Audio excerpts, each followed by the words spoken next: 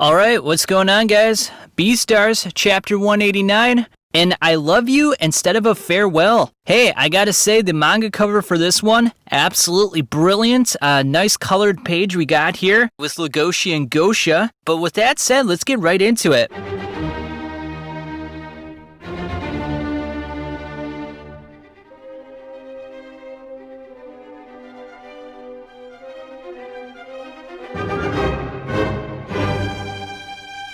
Now, as I mentioned in my previous video review, I'm on vacation at the moment. This is a different microphone, so if the audio quality is not up to snuff, I do apologize ahead of time, but let's get right into it. So this is a very interesting chapter. We start off with Melon's dad. He's talking about how having children is kind of a cruel blessing, and in the meantime, we see Gosha getting very angry. We see his scales sort of puffing up, if you will. Very nice manga panel here with Melon's dad kind of looking like a nerd, kind of looking like he's a bit childish, not ready for being an adult, not being a father at least. Gosha very pissed off, looking like a stern father. And Yafia looking kind of like a greaser, kind of looking like Fonzie. He's got the wife beater, he's got the jeans, he's got his hair parted to the side. It's a very funny manga panel. But yeah, Gosha looks very pissed here. And we go back in time a little bit. We go back to the time when he first met his wife. And we find out that her name is Toki. So it's finally good to have a name to put to the face. And it's a very emotional chapter, but it's also a very happy and also a very sweet chapter at the same time. Now it starts off with Gosha giving Toki a kiss on the cheek. And right as he gives her a kiss on the cheek, he sprays her with an antiseptic solution. Now I had to laugh because given all of the world events with coronavirus, wouldn't it be funny if like kids nowadays, when they're dating, they kiss each other on the cheek and then they spray each other with like some antiseptic solution or some hand sanitizer? I'm sure Haru did not have that in mind when she drew this. I mean, I don't know how far in advance she is in terms of like the manga chapters, but it's just so ironic and so funny that that happened, and then given the coronavirus, it's all just kind of fallen into line here. But anyway, Toki's kind of giving him some crap. She's like, look, you don't have to spray that with me every single time. And then they watch a little movie together, and they got little baby Liano.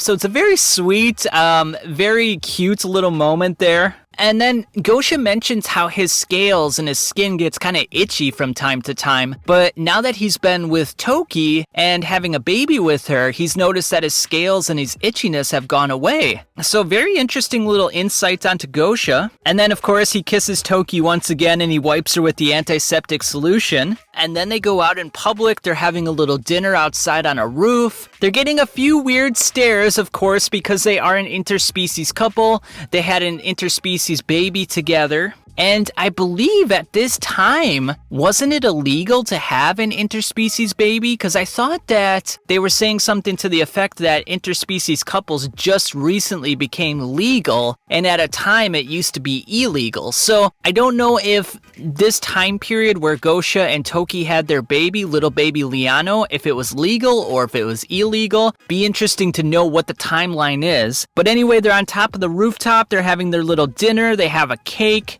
Gosha's taking a picture of Toki because it's her birthday, and they're having a sweet little moment together. But then Toki, out of nowhere, decides to give Gosha a kiss on the lips. She sticks her tongue out and she kisses him. And he reaches for the antiseptic solution. He's gonna spray her mouth, but he finds out that it's empty. And the weird part about this is that when it's empty, he's in a state of tumult and confusion, and Toki is smiling. It's almost as if she has accepted her fate, that this was going to be the kiss of death for her. So very interesting. So Gosha's panicking, and it looks like Toki planned this. It looks like she emptied all of his antiseptic bottles, and she just wanted to kiss him on the lips for one time without any regrets.